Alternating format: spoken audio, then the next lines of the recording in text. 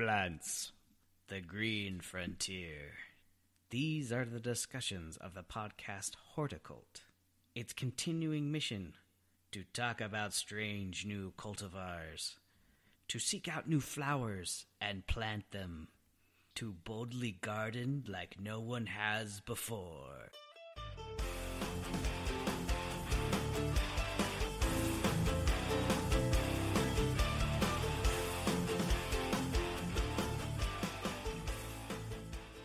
Hey, this is Blaine from the Horticult. What's up, everybody? So today's episode is number 54, Common Hort Lingo. We go over a couple of different terms that we like, that we talk about, that we want to clarify on. So we go over pH, acidity, neutral, and basic. What does pH mean? I don't know. We'll find out. We go over annual, biannual, perennial. We also hit up corms, bulbs, rhizomes, and tubers. We go into suckers and water sprouts. Then we can talk about phytotoxicity, and then different ways plants propagate. A couple different ways that we talk about stoloniferous and rhizominous. We go over those terms. What's the difference between the two? Brad wanted to talk about flower parts, little flower bits. That's it. Hope you enjoy. Let's get it on. This is Beef Lane. And this is Brad B. And we are the Horticult. Thanks for coming along for the ride. And on this episode, we're going to go over some Common Hort Lingo. So that means I got to define our title. Yeah. That's just some common horticulture. Language. You're going to define that first. Yeah.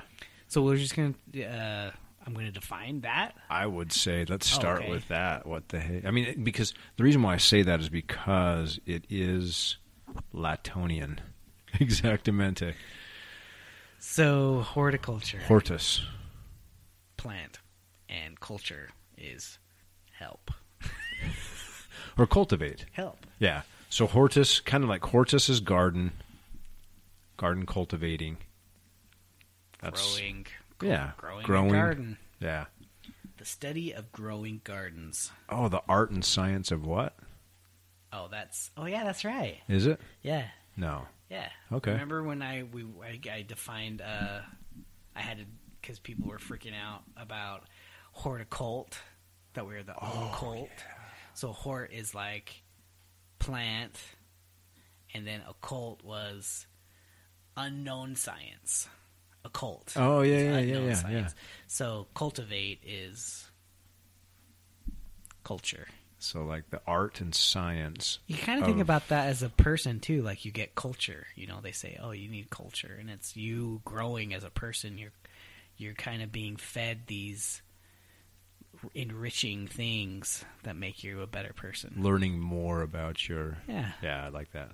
Yeah. Good. No, just kidding. That's off. I'm off the rails, but I don't care. I love it. So we just want to go over some like things that people say that you might not know what they mean, and we'll just give them our kind of rough definition of what they are. Yeah. You know, a layman's terms. Wait, that's not right. Yeah, we're not trying to be like a name douche or anything. Yeah, we're not name douches. Yeah. If I actually describe most of my terms, like it's this, and I goes in the thing, and very So like very undescriptive, descriptive. I like it. So like I want to talk about alkaline, basic, acidic, and pH. So these all have to do with the pH or acidity or basicity, basicness in the soil. So if it's alkaline, it's basic. So that means there's higher salt content. Yeah, okay. And typically this happens because it hasn't been able to be leached out of the soil. So places that have a lot of rain do not have basic soils. They have acidic soils. Here in around west, we're a high desert. Mm-hmm. We get not a lot of rain. So the our soil is not able to leach out all the salts and stuff and content in it. And then we also have a problem with, which brings us to our next subject. So what does pH stand for? Sorry. You said it earlier. Per hydrogens, right? At least I thought. So, yeah. The one side has hydroxides, like an abundance of hydroxides, and then the other side has an abundance of hydrogen atoms, and that will make the difference as to whether or not it's higher on the scale or lower on the scale. Lower is acidic, higher is basic. Yeah. Yeah. Utah, so neutral is 7, mm-hmm. and Utah's water is around 8. So a little high. Yeah, a little high. And it's really that much fluctuation is what plants don't like. They prefer neutral. Neutral or even slightly acidic. Yeah. Their roots are able to uptake nutrients much better at the slightly acidic side. And then if you go to 6, that's basically as far as acidics they'll go. Basically acidic. It's basically acidic. That's if you want to get opposite. That's the opposite. I don't know. Okay, so yeah. Anyway, so if you're acidic, you're lower than 6, you're in trouble. With basic, you're higher than 8, you're in trouble. So it's just that teeny little bit of what difference is where you want to be. And you get soil tests and find that out. Or you can just look it up online. You could get a general idea. A map of sorts, yeah. So that's quick and easy. We'll go to the next one. Just perennial and annuals, biennials. I mean, the way I define it is that annual is alive for one growing season. Biennial would be 2. So one is a vegetative growing and one is a reproductive growing season. And then perennial is more than 3 seasons. So 3 and more seasons of growing. But not necessarily indefinite. I mean, I know sometimes, and at least I thought perennial meant, oh yeah, I get to buy it once and never again. Yeah. It's not the case. Sometimes perennials will last literally 3 years. And you go, dude, I got to buy that again? What? Yeah. Anyway. $10 more down the drain. Yeah, exactly. So, that's the easy, simple way to do it. So when you're looking for flowers, that's why perennials are a little bit more, because they have that much more growing season to have. I prefer perennials, but I'm actually finding I like annuals. I've never really got into annuals, but they're a lot cheaper, but they do flower more abundantly for sure. And, they're great. I think they're something that local nurseries grow more of. The annuals. The annuals. It gives you a little bit more, not only longevity on the flower, but a little bit more of at least what I've noticed is a color blast. Like it really it can be quite vibrant and more floriferous than perennials. Now, that all depends on a lot of factors. Factotors, as they say.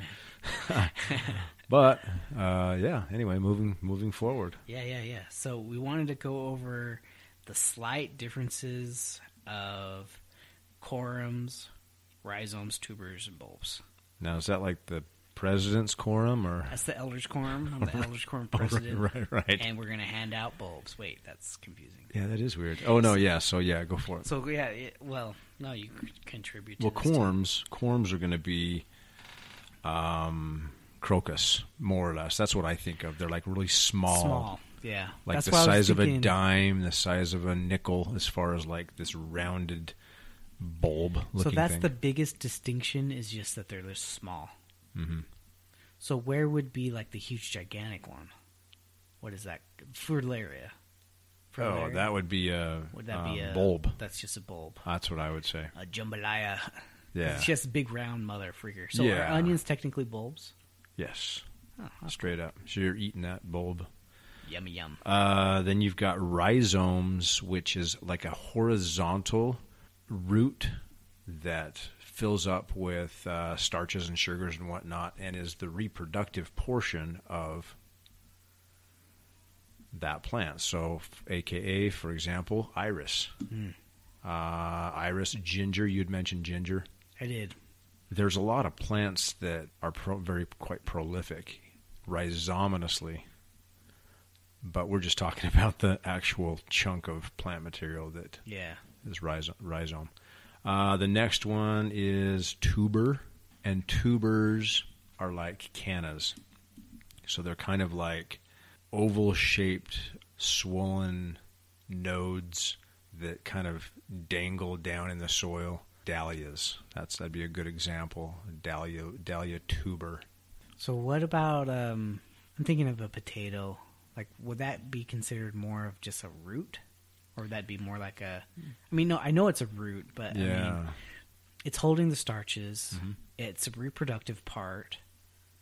Because it had the little eyes or where the nodes are or whatever, it will swell up and then root from there. Can go from there. So it's like, what would that be? It'd be I always thought it was a tuber. I always thought of potatoes as tubers, kind of that rounded deal. And if you were to dig up if you grow potatoes, great, you understand what we're talking about. But if you dig up, like say, the ipomia, the sweet potato vine, you'll see those kind of small oval-shaped dangling tuber-looking deals coming off of the bottom of the crown.